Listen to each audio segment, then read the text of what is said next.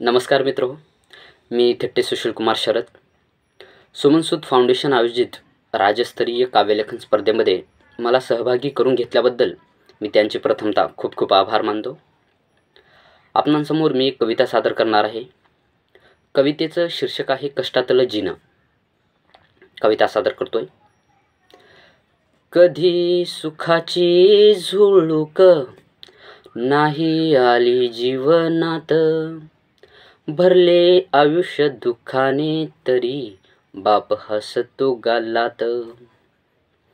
चार घास मिळवाया बाप राबला रानात, नाही थकला कधी तो दिस काढला उन्हात।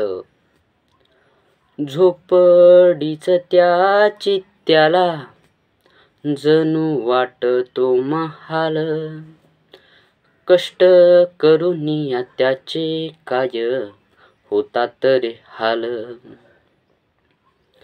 शेत शिवार नांगरून त्यानं फुलविला मळा, भूक लागताच बाप बघ उपाशी निजला। शेवटचं कडव आहे।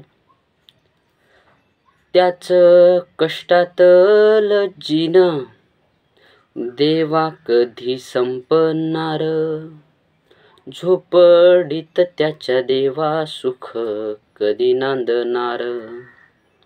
झोपडीत त्याच्या देवा सुख कधी नांदणार। धन्यवाद।